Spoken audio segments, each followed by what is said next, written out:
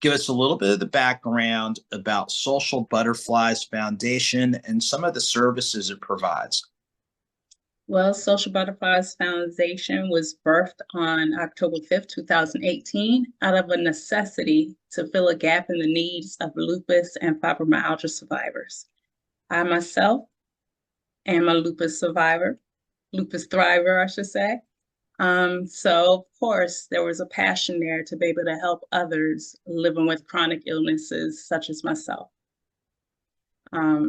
Social Butterflies Foundation, we provide those real direct services, those tangible services, such as support groups for the youth and adults. Sometimes people forget that children do get diagnosed with lupus as well.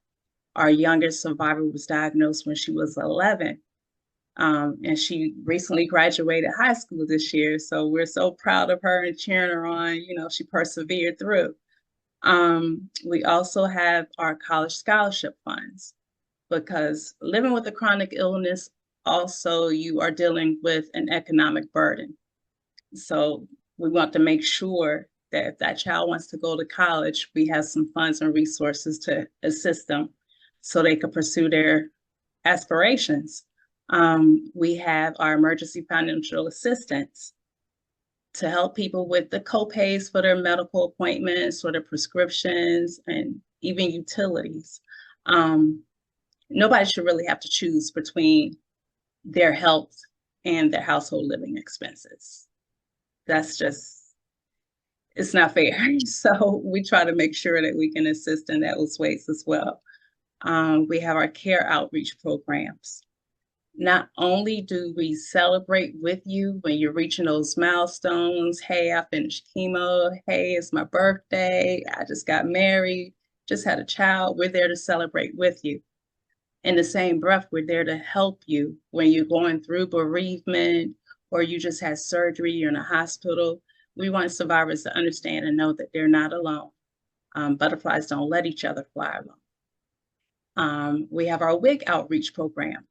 A lot of times when you have an illness like lupus or fibromyalgia, especially lupus, you have issues with your skin because lupus does attack any organ, and your skin is an organ. So you can have hair loss, or even the medications itself can trigger hair loss, and people struggle with alopecia. So with the WIG outreach program, we want them to feel comfortable enough that if they need a hair hat, we can get a hair hat. Also, it's not just so much about the hair as in it's more so them feeling beautiful inside and out. So we also talk about different wellness things, such as, you know, foods that you should be eating, skincare, things of that nature. So we try to do a holistic approach. We have our summit and health fairs. The summits brings the medical community together with patients and their loved ones so we could get a better understanding of the illnesses, better understanding of what the medications are doing. We talk about self-care. So we have a variety of people, and we definitely focus a lot on mental health. A lot of people with lupus and fibromyalgia, they suffer depression and anxiety. Unfortunately, during COVID, when we had to shut down, we had one of our teens, you know, contemplating suicide because that isolation was just getting to them. So we try to make sure we're there to kind of help through the whole process.